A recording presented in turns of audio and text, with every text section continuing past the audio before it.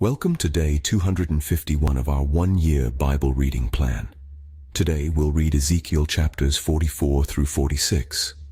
Before you begin, remember that it helps to establish a daily reading time. Begin with a short prayer, asking the Holy Spirit for wisdom and understanding. Always read for understanding and to hear from God, not just to finish today's reading. Please like, subscribe, and share this video to bless someone else. Now let's begin. Ezekiel chapter 44, verse 1. Then the man brought me back to the outer gate of the sanctuary, the one facing east, and it was shut. The Lord said to me, "This gate is to remain shut. It must not be opened. No one may enter through it. It is to remain shut because the Lord, the God of Israel, has entered through it. The prince himself is the only one who may sit inside the gateway to eat in the presence of the Lord. He is to enter by way of the portico of the gateway and go out the same way." Then the man brought me by way of the north gate to the front of the temple. I looked and saw the glory of the Lord filling the temple of the Lord, and I fell face down. The Lord said to me, "Son of man, look carefully, listen closely, and give attention to everything I tell you concerning all the regulations and instructions regarding the temple of the Lord. Give attention to the entrance to the temple and all the exits of the sanctuary. Say to rebellious Israel, this is what the sovereign Lord says. Enough of your detestable practices, people of Israel. In addition to all your other detestable practices, you brought foreigners uncircumcised in heart and flesh into my sanctuary, desecrating my temple while you offered me food, fat, and blood, and you broke my covenant. Instead of carrying out your duty in regard to my holy things, you put others in charge of my sanctuary. This is what the sovereign Lord says. No foreigner uncircumcised in heart and flesh is to enter my sanctuary, not even the foreigners who live among the Israelites." Verse 10. The Levites who went far from me when Israel went astray, and who wandered from me after their idols, must bear the consequences of their sin. They may serve in my sanctuary, having charge of the gates of the temple and serving in it. They may slaughter the burnt offerings and sacrifices for the people, and stand before the people, and serve them.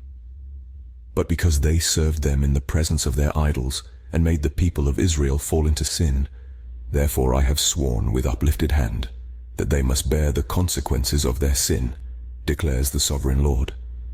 They are not to come near to serve me as priests, or come near any of my holy things, or my most holy offerings. They must bear the shame of their detestable practices, and I will appoint them to guard the temple for all the work that is to be done in it. But the Levitical priests, who are descendants of Zadok, and who guarded my sanctuary when the Israelites went astray from me, are to come near to minister before me. They are to stand before me to offer sacrifices of fat and blood, declares the sovereign Lord. They alone are to enter my sanctuary. They alone are to come near my table to minister before me and serve me as guards. When they enter the gates of the inner court, they are to wear linen clothes. They must not wear any woolen garment while ministering at the gates of the inner court or inside the temple. They are to wear linen turbans on their heads and linen undergarments around their waists. They must not wear anything that makes them perspire. When they go out into the outer court where the people are, they are to take off the clothes they have been ministering in, and are to leave them in the sacred rooms, and put on other clothes, so that the people are not consecrated through contact with their garments. Verse 20. They must not shave their heads or let their hair grow long, but they are to keep the hair of their heads trimmed. No priest is to drink wine when he enters the inner court. They must not marry widows or divorced women. They may marry only virgins of Israelite descent or widows of priests. They are to teach my people the difference between the holy and the common, and show them how to distinguish between the unclean and the clean. In any dispute, the priests are to serve as judges and decide it according to my ordinances. They are to keep my laws and my decrees for all my appointed festivals, and they are to keep my Sabbaths holy. A priest must not defile himself by going near a dead person. However, if the dead person was his father or mother, son or daughter, brother or unmarried sister, then he may defile himself. After he is cleansed, he must wait 7 days. On the day he goes into the inner court of the sanctuary to minister in the sanctuary, he is to offer a sin offering for himself, declares the sovereign Lord. I am to be the only inheritance the priests have. You are to give them no possession in Israel. I will be their possession. They will eat the grain offerings, the sin offerings, and the guilt offerings, and everything in Israel devoted to the Lord will belong to them. Verse 30. The best of all the first fruits and of all your special gifts will belong to the priests. You are to give them the first portion of your ground meal, so that a blessing may rest on your household. The priests must not eat anything, whether bird or animal, found dead or torn by wild animals. Ezekiel chapter 45, verse 1. When you allot the land as an inheritance, you are to present to the Lord a portion of the land as a sacred district, 25,000 cubits long and 20,000 cubits wide. The entire area will be holy. Of this, a section 500 cubits square is to be for the sanctuary, with 50 cubits around it for open land.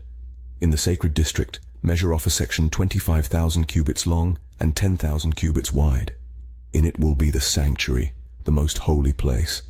It will be the sacred portion of the land for the priests who minister in the sanctuary and who draw near to minister before the Lord. It will be a place for their houses, as well as a holy place for the sanctuary. An area 25,000 cubits long and 10,000 cubits wide will belong to the Levites, who serve in the temple, as their possession for towns to live in. You are to give the city as its property an area 5,000 cubits wide and 25,000 cubits long, adjoining the sacred portion. It will belong to all Israel. The prince will have the land bordering each side of the area formed by the sacred district and the property of the city. It will extend westward from the west side and eastward from the east side, running lengthwise from the western to the eastern border, parallel to one of the tribal portions.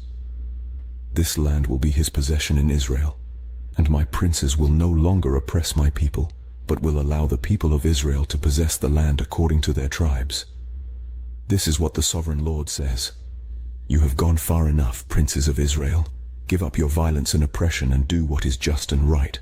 Stop dispossessing my people, declares the sovereign Lord. Verse 10. You are to use accurate scales, an accurate ephah and an accurate bath. The ephah and the bath are to be the same size, the bath containing 1/10 of a homer and the ephah 1/10 of a homer. The homer is to be the standard measure for both. The shekel is to consist of 20 gerahs. 20 shekels plus 25 shekels plus 15 shekels equal 1 mina. This is the special gift you are to offer: 1/6 of an ephah from each homer of wheat, and 1/6 of an ephah from each homer of barley. The prescribed portion of olive oil, measured by the bath, is 1/10 of a bath from each core, which consists of 10 baths or 1 homer, for 10 baths are equivalent to a homer. Also 1 sheep is to be taken from every flock of 200 from the well-watered pastures of Israel. These will be used for the grain offerings, burnt offerings, and fellowship offerings to make atonement for the people, declares the sovereign Lord. All the people of the land will be required to give this special offering to the prince in Israel. It will be the duty of the prince to provide the burnt offerings, grain offerings, and drink offerings at the festivals, the new moons and the Sabbaths, at all the appointed festivals of Israel. He will provide the sin offerings, grain offerings, burnt offerings, and fellowship offerings to make atonement for the Israelites. This is what the sovereign Lord says. In the first month on the first day, you're to take a young bull without defect and purify the sanctuary. The priest is to take some of the blood of the sin offering and put it on the doorposts of the temple, on the 4 corners of the upper ledge of the altar, and on the gateposts of the inner court. Verse 20. You are to do the same on the 7th day of the month for anyone who sins unintentionally or through ignorance, so you are to make atonement for the temple. In the first month on the 14th day, you are to observe the Passover, a festival lasting 7 days, during which you shall eat bread made without yeast. On that day, the prince is to provide a bull as a sin offering for himself and for all the people of the land. Every day during the 7 days of the festival, he is to provide 7 bulls and 7 rams without defect as a burnt offering to the Lord, and a male goat for a sin offering. He is to provide as a grain offering an ephah for each bull and an ephah for each ram, along with a hin of olive oil for each ephah.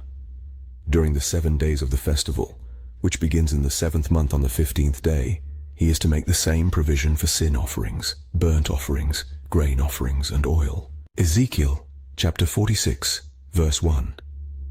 This is what the sovereign Lord says. The gate of the inner court facing east is to be shut on the 6 working days, but on the Sabbath day and on the day of the new moon it is to be opened. The prince is to enter from the outside through the portico of the gateway and stand by the gatepost. The priests are to sacrifice his burnt offering and his fellowship offerings. He is to bow down in worship at the threshold of the gateway and then go out. But the gate will not be shut until evening. On the Sabbaths and new moons, the people of the land are to worship in the presence of the Lord at the entrance of that gateway. The burnt offering the prince brings to the Lord on the Sabbath day is to be 6 male lambs and a ram, all without defect. The grain offering given with the ram is to be an ephah, and the grain offering with the lambs is to be as much as he pleases, along with a hin of oil for each ephah. On the day of the new moon, he is to offer a young bull, 6 lambs and a ram, all without defect. He is to provide as a grain offering 1 ephah with the bull, 1 ephah with the ram, and with the lambs as much as he wants to give, along with a hin of oil with each ephah. When the prince enters, he is to go in through the portico of the gateway, and he is to come out the same way. When the people of the land come before the Lord at the appointed festivals, whoever enters by the north gate to worship is to go out the south gate, and whoever enters by the south gate is to go out the north gate. No one is to return through the gate by which they entered, but each is to go out the opposite gate. Verse 10. The prince is to be among them, going in when they go in, and going out when they go out. At the festivals and the appointed festivals, the grain offering is to be an ephah with a bull, an ephah with a ram, and with the lambs as much as one pleases, along with a hin of oil for each ephah. When the prince provides a free will offering to the Lord, whether a burnt offering or fellowship offerings, the gate facing east is to be opened for him. He shall offer his burnt offering or his fellowship offerings as he does on the Sabbath day. Then he shall go out, and after he has gone out, the gate will be shut. Every day you are to provide a year-old lamb without defect for a burnt offering to the Lord. Morning by morning you shall provide it. You are also to provide with it morning by morning a grain offering, consisting of 1/6 of an ephah with 1/3 of a hin of oil to moisten the flour. The presenting of this grain offering to the Lord is a lasting ordinance, so the lamb and the grain offering and the oil shall be provided morning by morning for a regular burnt offering. This is what the sovereign Lord says: if the prince makes a gift from his inheritance to one of his sons, it will also belong to his descendants. It is to be their property by inheritance. If, however, he makes a gift from his inheritance to one of his servants, the servant may keep it until the year of freedom. Then it will revert to the prince. His inheritance belongs to his sons only. It is theirs. The prince must not take any of the inheritance of the people, driving them off their property. He is to give his sons their inheritance out of his own property, so that not one of my people will be separated from their property. Then the man brought me through the entrance at the side of the gate to the sacred rooms facing north, which belonged to the priests, and showed me a place at the western end. Verse 20. He said to me, "This is the place where the priests are to cook the guilt offering and the sin offering and bake the grain offering, to avoid bringing them into the outer court and consecrating the people." He then brought me to the outer court and led me around to its 4 corners, and I saw in each corner another court. In the 4 corners of the outer court were enclosed courts, 40 cubits long and 30 cubits wide. Each of the courts in the 4 corners was the same size. Around the inside of each of the 4 courts was a ledge of stone, with places for fire built all around under the ledge. He said to me, "These are the kitchens where those who minister at the temple are to cook the sacrifices of the people." This concludes Ezekiel chapters 44 through 46 for day 251. We hope you are enjoying these daily videos. Remember to check the description box for links and resources. Thank you for watching. Please like, share, and subscribe. Your support helps spread God's word to reach more people on YouTube. We'll see you in the next video for our day 252 reading.